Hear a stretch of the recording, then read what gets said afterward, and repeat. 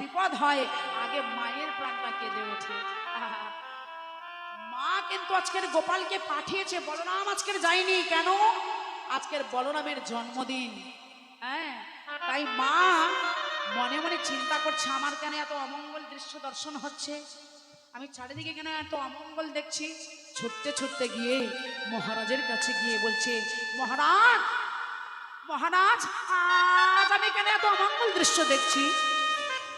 ছুটে গিয়ে বলছে, ওগো যশোমতি কহে মহারাজ দারুণ স্বপ্ন আমি দেখিন নিশের শেষে। যশোমতি কহে দারুণ স্বপ্ন দেখিন নিশের শেষে। ওগো আমার গোপালে ভুজঙ্গে বেরোলো, আমার গোপালে ভুজঙ্গে বেরোলো, চারল বিষম বিষে, জারিল বিষম বিষে। ওরে জানালো বিষম বিষে। জারল বিষম বিষে। মহারাজ একে আমি দর্শন করছি, যেদিকে তাকাচ্ছি সেদিকেই দেখছি সাপের ফনা, আবার সাপ দেখছি চারিদিকে ঘন ঘন অন্ধকার। আমার যে ভালো লাগছে না মহারাজ, আপনি কিছু একটা করুন। নন্দই উপানন্দই আর অভিনন্দ আর অভিনন্দ তারা বিচার করিয়া মনে, মানে বলরাম বিনে সখা গণ শনে, শনে আমার গোপাল গিয়াছে বনে। গোপাল গিয়াছে বনে।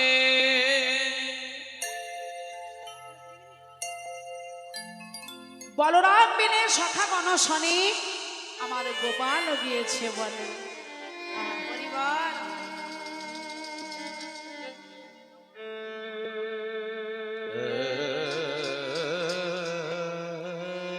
রাধে রাধে রাধে, হরে কৃষ্ণ মা। এইবার এই জায়গাটা একটু আস্বাদন করবেন।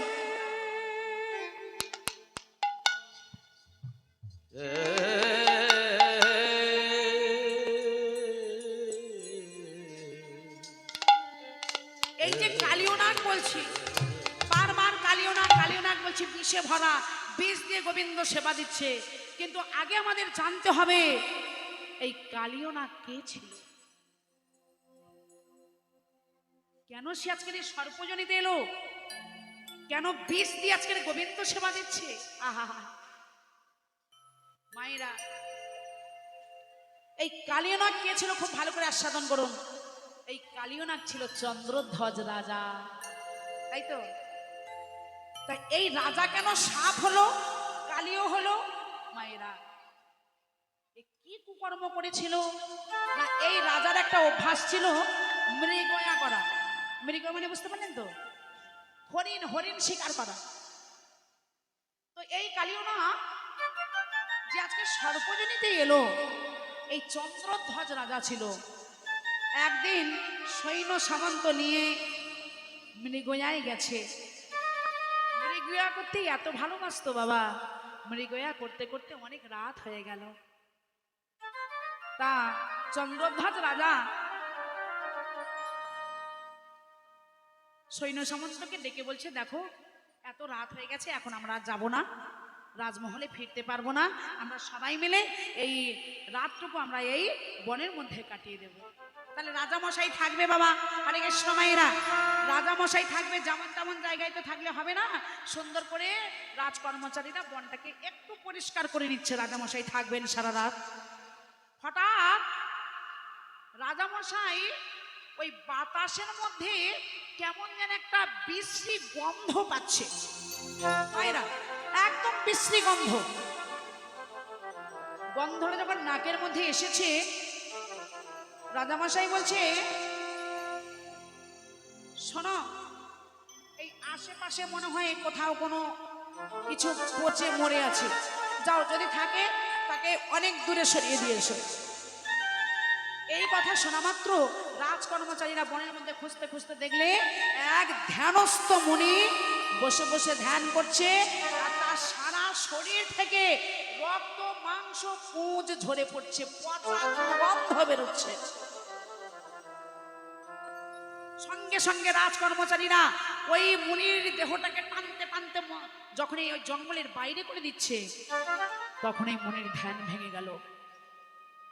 মুনির ধ্যান ভেঙে যখনই গেছে, তখন ক্রোধে ক্রোধান্বিত হয়ে বললে, ওরে পাষণ্ড, ওরে মূর্খ, তোরা আমার এই পচা গলিত দেহটাকে এমন ভাবে তোরা টানতে টানতে নিয়ে যাচ্ছিস। তবে শোন, যার কথাই তোরা এরকম করছিস, আমার দেহটাকে এত কষ্ট দিচ্ছিস, যা, আমি অভিশাপ দিলাম, তার এখনই পিত্ত পীড়া হবে। পিত্ত পীড়া মানে বাবা পেটের ব্যথা। ওই যেই না অভিশাপ দেওয়া, বাতাসে নাকের মধ্যে যে গন্ধটা প্রবেশ করেছে, সঙ্গে সঙ্গে পেটের ব্যথা, পিত্ত পীড়া শুরু হয়ে গেল। পিত্ত পীড়া শুরু হয়ে গেল মা। যখনই পেটের ব্যথা করছে, রাজামশাই তো আর থাকতে পারছে না, কি করি ছটফট করছে। হরি বল। কোন রকমের রাতটুকু কাটিয়ে সকালবেলা রাজমহলে ফিরে এলেন। রাজ্যময় সমস্ত কবিরাজের কাছে সংবাদ চলে গেল, যে রাজার এই রোগ সারাতে পারবে, পিত্ত পীড়া সারাতে পারবে, রাজামশাই তাকে উপযুক্ত পুরস্কার দেবে। কেউ তো আর পারে না, কেউ তো আর পারে না। এইবারে অবশেষে কি হলো না, ছদ্মবেশে নারদমণি এসে বলছে, মহারাজ, আপনার যে মান সরোবর আছে, ওই মান সরোবরে একটা পাখি আছে। কোন কোন শাস্ত্রে বলছে হাঁস, হ্যাঁ, কোন কোন শাস্ত্র বলছে কলিঙ্গ পাখি। হ্যাঁ, আমাদের হিন্দু শাস্ত্র তো অনেক বাবা। কোন কোন শাস্ত্র বলছে একটা হংস, রাজহংস। কোন কোন শাস্ত্র বলছে কলিঙ্গ পাখি। তা এই নারদমণি যখন এসে ছদ্মবেশে বললে, আপনার ওই মান সরোবরে একটি পাখি আছে, কলিঙ্গ পাখি, ওই কলিঙ্গ পাখির মাংস যদি আপনি সেবা করতে পারেন, তাহলে আপনার পিত্ত পীড়া দূরে যাবে। তবে মহারাজ, যেমন তেমন ভাবে ওই পাখিটিকে ধরা যাবে না, আপনাকে এই রাজবেশ পরিত্যাগ করে আপনাকে বৈষ্ণব বেশ ধারণ করতে হবে। আপনাকে বৈষ্ণব বেশ ধারণ করতে হবে। এবং পাখিটি যখন আপনার কাঁধে বসবে, মাথায় বসবে, উড়ুতে বসবে, আপনি ধরবেন না, যখন কোলে বসবে আপনি ধরে ফেলবেন। তাই হলো। রাজামশাই রাজহংসটিকে যখন ধরে এনেছে, রাজহংসটি কলিঙ্গ পাখিটিকে যখন ধরেছে, কলিঙ্গ পাখিটি মানুষের মতো কথা বলে উঠল। মানুষের মতো কথা বলে উঠে কি বলছে, এই রাজামশাই, আপনি আমায় ধরলেন কেন? বলে, তোমার মাংস আমার সেবা হলে তবেই আমার পিত্ত পীড়া দূরে যাবে। না মহারাজ, ভুল কথা। আপনি মনে করে দেখুন, ওই বনের মধ্যে আপনি 4 চরণে অপরাধ করেছেন। সেই বৈষ্ণবের চরণ ধৌত জল যদি আপনি সেবা করতে পারেন, বৈষ্ণবের চরণ ধৌত জলে অনেক উপকার আছে বাবা, তবেই আপনার পিত্ত পীড়া দূরে যাবে। আহা, বিশ্বাস যদি না হয়, আপনি আমাকে আবদ্ধ করে তারপর আপনি যান। রাজামশাই কলিঙ্গ পাখিকে আবদ্ধ করে যখনই সেই মান সরোবরে গেলেন, রাজবেশ পরিত্যাগ করে বৈষ্ণব বেশে পাখিটি উড়ুতে বসছে, যখনই কোলে বসেছে, তখনই রাজামশাই পাখিটিকে ধরেছে। ধরার পরে পাখিটি যখন একথা বলল, তখন কি করলেন না, ছুটতে ছুটতে চললেন যার চরণে অপরাধ করেছেন। যার চরণে অপরাধ করেছেন, ওখানে গিয়ে দেখছেন কি, একটি গাছ আছে, একটি গাছের থেকে একটি চরণ বাইরে বেরিয়ে আছে। চরণামৃত পান করতে বলেছে, একটি চরণ বেরিয়ে আছে। ও বাবা, হরে কৃষ্ণ মায়েরা, গাছের বৃক্ষ হতে একটি চরণ বেরিয়েছে, চরণ থেকে রক্ত মাংস পুঁজ একদম টপ করে ঝরে পড়ছে।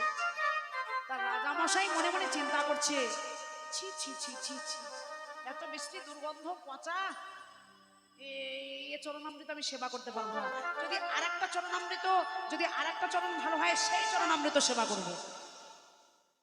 বললে, বললে হে বৈষ্ণব, আপনি এই চরণটা ভেতরে নিয়ে আপনি আপনার আর একটা চরণ বাহির করুন। সঙ্গে সঙ্গে চরণটা প্রবেশ করলো গাছের মধ্যে, আরেকটি চরণ বেরিয়ে আসলো। এ চরণে ছিল রক্ত মাংস পুঁজ, আর পরে যে চরণটি বাহির হলো রক্ত মাংস পুঁজ, আর সঙ্গে জ্যান্ত পোকা ছটপট ছটপট করছে। কিন্তু আর তো বলা যাবে না, আর তো বলা যাবে না, চরণটা ধৌত করেছে। আহা, চরণটা ধৌত করেছে, বদনে নিয়ে সেবা করবে। হ্যাঁ, যখনই চরণ ধৌত জল বদনে দেবে, বড্ড ঘৃণা করলো। বিশ্রী গন্ধ, রক্ত মাংস পোঁচ। বললে এ চরণামৃত আমি বদনে দিতে পারবো না। তাই চরণামৃত নিয়ে মস্তকে দিল। মস্তকে ধরলো কেন? রাজা মনে মনে চিন্তা করলো, বৈষ্ণবের চরণামৃত যদি বদনে না নিতে পারি, সেটা যদি মস্তকে দিতে পারি, কিছুটা অপরাধ আমার খণ্ডন হবে। যখনই মস্তকে দিল, সঙ্গে সঙ্গে দৈববাণী হলো, সঙ্গে সঙ্গে দৈববাণী হলো, ওরে মূর্খ রাজা, আমার চরণামৃত বদনে না দিয়ে তুই ঘৃণা করে তোর মস্তকে দিলি। যা, আমি তোকে অভিশাপ দিলাম, যে চরণে আমার, যে বদনে আমার চরণামৃত দিলি না, সেই বদনটা তোর বিষে পরিপূর্ণ হয়ে যাবে। নিতাই গৌর হরি হরি বল। আমি অভিশাপ দিলাম, সেই বদনটা তোর বিষে পরিপূর্ণ হয়ে যাবে।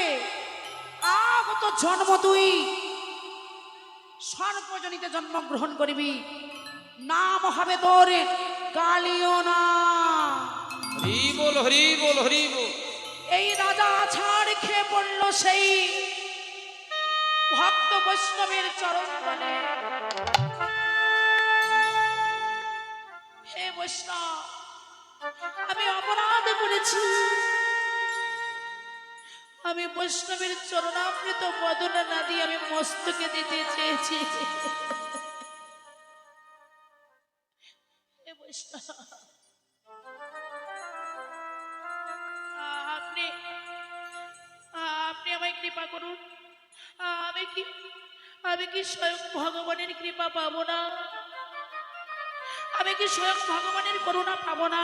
হরি বল, হরি বল, হরি বল। পাবি।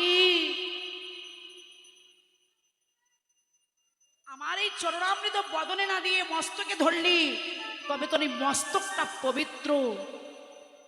ভগবান কৃপা করে যেদিন তোর মস্তকে যুগল চরণ রাখবে, যেদিন ভগবানের চরণ তোর মস্তকে পড়বে, সেদিন তুই উদ্ধার পাবি। হরি বল, হরি বল। ভগবান তোকে কৃপা করে চরণ মস্তকে দেবে। মহাজন বললি, আর বিলম্ব করছো কেন? হে চন্দ্রধ্বজ রাজা, সময়ে থাকতে একবার ধরো বৈষ্ণব চরণ ধরো। হরি বল। চরণ ধারো, ভদ বৈষ্ণব চরণ ধরো।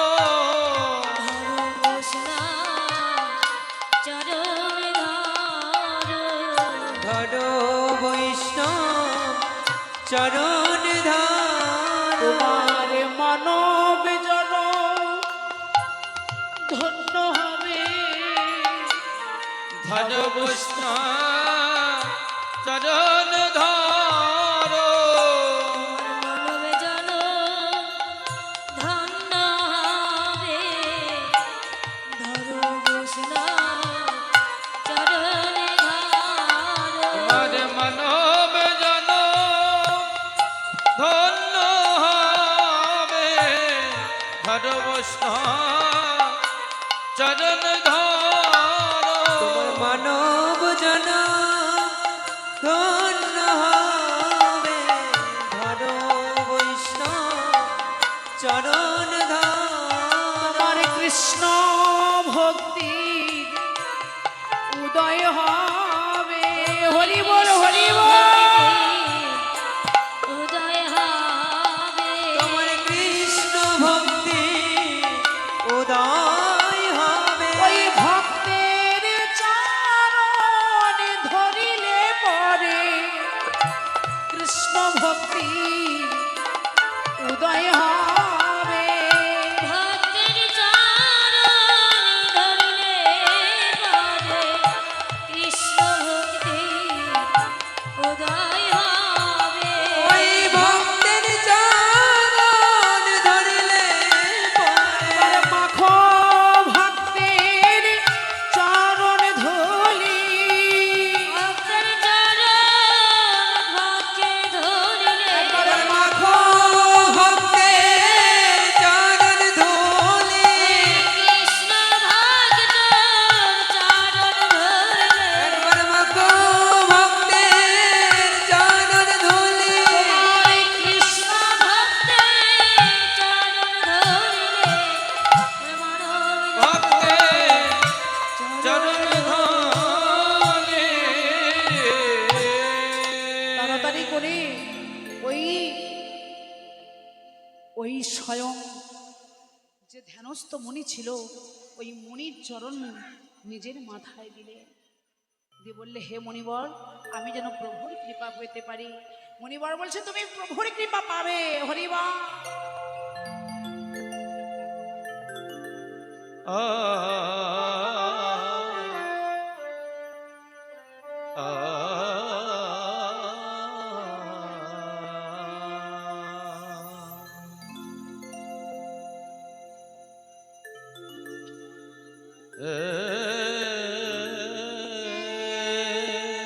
রাধে রাধে।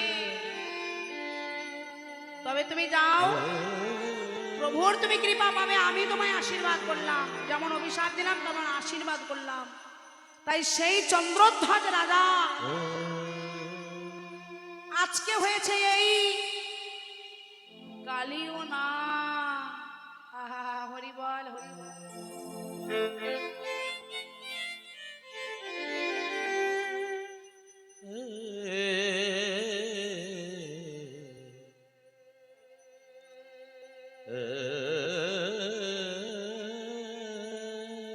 হরি বল হরে কৃষ্ণ। মাগো এইবার কি হলো না, যখনই মা কাঁদছে নন্দ উপানন্দ আর অভিনন্দ বিচার করিয়া মনে এই বলরাম বিনে সখা মন শোনে আমার গোপাল গিয়েছে বনে। আহা, আর বিলম্ব নয়, আমরাও যাব। এই বলে সমস্ত রাখাল বালক যখন প্রস্তুতি নিয়েছে যাওয়ার, যখন রাখালিদের কাছে যাবে হঠাৎ রাখাল বালকগণ এসে উপস্থিত। যখন ব্রজ গোপীরা সবাই মিলে যাবে এরা তাদের একমাত্র গোবিন্দকে দর্শন করতে, এদিকে মা নন্দ উপানন্দ অভিনন্দ সানন্দ নন্দন সবাই যখন যাবে, ওদিকে রাখাল বালকরা আসছে, এসে ডাকছে মা, মাগো ও মা, মাগো সর্বনাশ হয়ে গেছে। কেন, কি হয়েছে? আমার গোপাল কোথায়? বলে মাগো তোমার গোপাল ওই কালীদহের জলে ডুবে মারা গেছে। মামার চিৎকার করে কেঁদে উঠলেন, না বলিস না বাবা তোরা এমন করে। আমার 7 নয় 5 নয় একমাত্র গোপাল, সেই গোপালের আমার একই হলো। না না, এ হতে পারে না। মানন্দ রানী আমারই ওই ক্ষীর স্বর নবনীর থালা লয়ে গোপাল গোপাল গোপাল বলে ছুটতে ছুটতে চলেছে ওই কালী হ্রদের তীরে।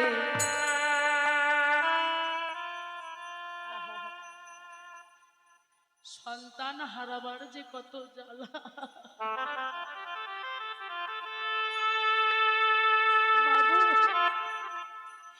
যে জন বুকের ধন হারিয়েছে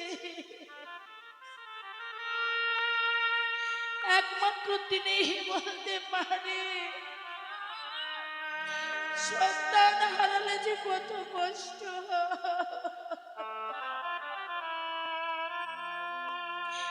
কত দুঃখ হয়, কত জ্বালা হয়, কত যন্ত্রণা হয়।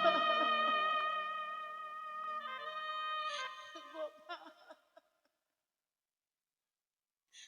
আমায় বাবা,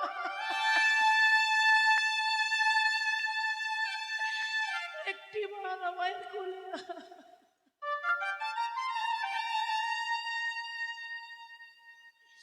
মামার হাউ হাউ করে কাছে।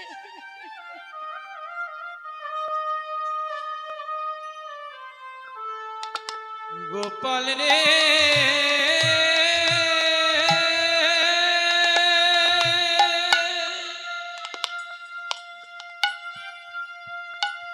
ও রে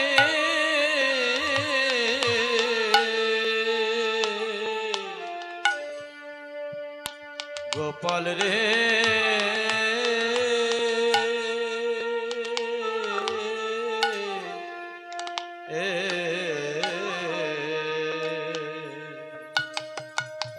একবার ফিরে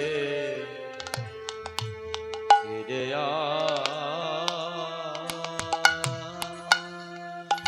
ওরে আমার হারানো ধন গোপাল, এই হতভাগিনী মাকে একবার মা বলে না।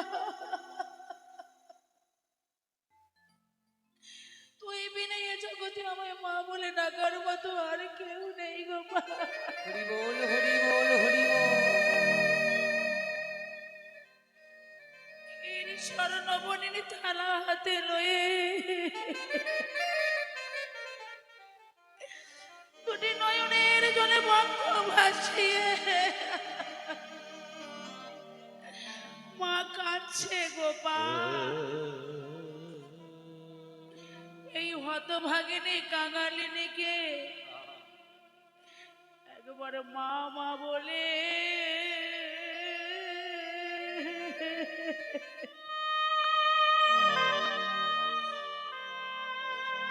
মামা বলে ডাকে রে।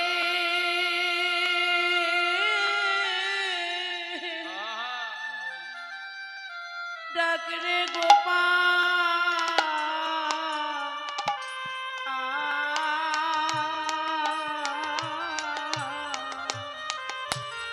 একবার বাবা মামা বলে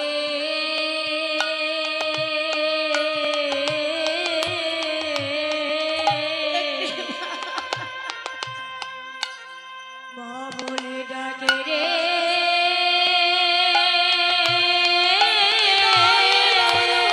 হরি বল হরি হরি বল হরি বল ডাকে রে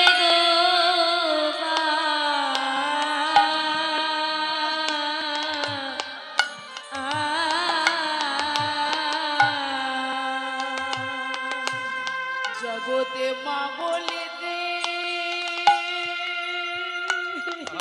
হরি বল হরি বল হরি বল। আমারে আরে কেহ না।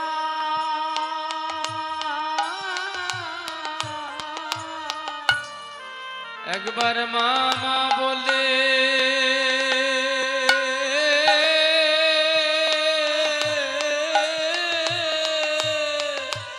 একবার আমায় মা বলে ডাক বাবা। মামা বলে ডাকে রে।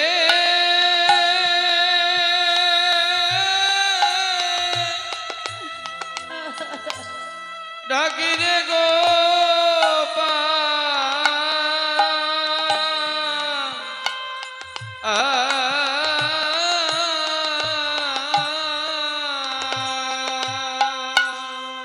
আমার মা বলিতে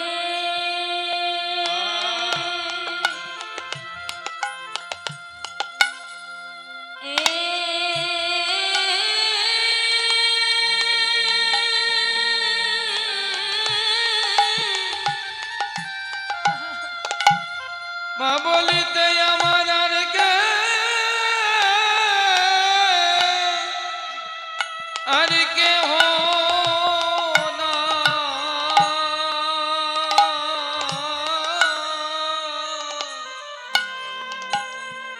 একবার মা মা বলে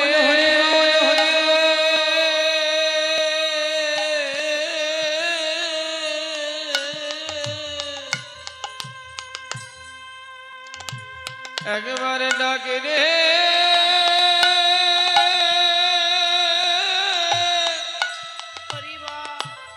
ডাকে রে গো মা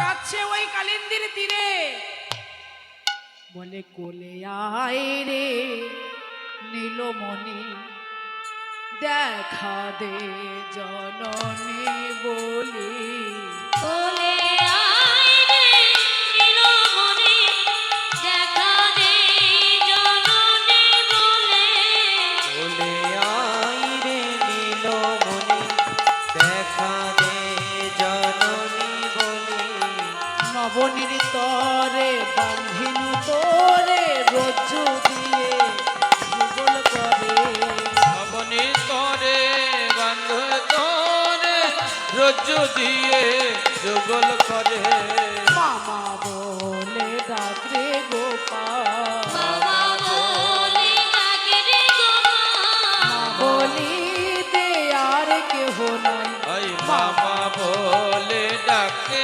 গোপাল মামা বলে দে আর কেহ নাই। বাবা বলে ডাকে রে গোপাল ওরে গোপাল একবার আমায় মা বলে ডাক গোপাল কোনো সাড়া দিচ্ছে না বলে মা নন্দরানী আমার ওই ক্ষীর স্বর্ণমণির থাল লয়ে গোপাল গোপাল গোপাল বলে যখনই ওই কালী দহে ঝাঁপ দিতে যাবে দাদা বলরাম ধরে ফেলেছে মা গো এমন কাজ করো না মা মায়ের দশা হেরিয়া তথা প্রবোধে বলরাম কহে হ্যাঁ মাগো তোমার গোপাল নাগ দমনে এ কাজ করিতেছে তুমি কোনো চিন্তা করো না মা এইবারে ওই যে গোবিন্দ পেটের মধ্যে ছিল পেটের মধ্যে থাকার পরে ধীরে ধীরে বড় হতে হতে হতে হতে কি হলো মা ওই পেটের থেকে সামনের দিকে এগিয়ে আসছে মুখটা চিরে গেল রক্ত বমি করছে হ্যাঁ কালীয় নাগ তখন গোবিন্দ চরণে নত হলো সমস্ত অহংকার দূরে গেল যখনই গোবিন্দ যখন পেটের থেকে বেরোলো যখন কালীয় নাগের সব অহংকার দূরে গেল তখন গোবিন্দ চরণে মস্তক নোয়ালো গোবিন্দ আবার কি করলেন সঙ্গে সঙ্গে ওই কালীয় নাগের মস্তকে চললেন ওই যে পূর্বে কথা দেওয়া আছে যেদিন গোবিন্দ চরণ পাবে সেদিন উদ্ধার পাবে হ্যাঁ ও গো কালীয় নাগের শিরেতে চড়ি কালিও নাগে দশিরেতে চড়ি তাণ্ডব নর্তন করয়ে হরি তাণ্ডব নর্তন করয়ে হরি ওরে ফনায়ে ফনায়ে দমন করে অনায় পনায় দমন করে নিত্য ছলে হরি চরণ মর্দন করে নিত্য চলে হরি চন্মন করে ফনায় ফনায় দমন করছেন কালীয় নাগের এইবার এই কালীয় নাগের 108টা নাগিনী আছে তার মধ্যে সুরমা হলো সর্বশ্রেষ্ঠতমা নাগিনী এই সুরমা এসে বলছে হে গোবিন্দ তুমি আমার স্বামীকে তুমি রক্ষা করো যেই বলেছে সঙ্গে সঙ্গে সর্বাঙ্গে হাত বুলিয়ে দিলেন গোবিন্দ হ্যাঁ বলে শোনো তোমার সর্বাঙ্গে হাত দিলাম আমি তোমার সমস্ত জ্বালা বেদনা সব দূরে যাবে তবে তোমায় এই বৃন্দাবনে আর থাকলে হবে না কোথায় যাব গোবিন্দ শোনো আমি বলছি কোথায় যাবে ওগো রমন গো দ্বীপে যাও গো যাবে নবদ্বীপে যাও হে এবে শোনো শোনো কালিও কহিবে আবে শোনো শোনো কালিও কহিয়ে এবে কোথায় রমনক দ্বীপে চলে যাও কালিও বলে ওখানে তো গেলে আমাকে গরুর খেয়ে নেবে বলে শোনো মোর পদ চিহ্ন রহলো শিরে মোর পদ চিহ্ন হলো শিরে গরুর আসিলে দেখাবে তারে হ্যাঁ, আমার পদচিহ্ন তোমার মাথায় রইল যদি গরুর তোমাকে খেতে আসে তুমি মস্তকটা নিচু করে ধরবে আমার চরণ চিহ্ন মস্তকে দেখলে আর তোমায় গরুর সেবা করবে না তখন কালীয় নাগ তার সমস্ত 108টা নাগিনী নিয়ে চলে গেল রমণক দ্বীপে। আর মা মারে ওই গোপাল যে ভেসে উঠেছে সাপের মাথায় যে ছুটে গোপালকে জড়িয়ে ধরেছে। হ্যাঁ, গোপালকে ধরে মায়ের মন বুঝতে পারছেন, ছুটে গিয়ে রক্ষা কবচ বেঁধে দিলেন। হ্যাঁ, গোপালের অভিষেক করলেন, ক্ষীর স্বর নবনী সেবা দিলেন। দেওয়ার পরে পুনরায় সখাদের সঙ্গে মা আমার পাঠিয়ে দিলেন। আর ব্রজগোপীরা সবাই মিলে গৃহে গমন করলেন। ওই সময় রাধারানী এসে উপস্থিত হলেন। হ্যাঁ, এই যে আমরা যে আস্বাদন করি না,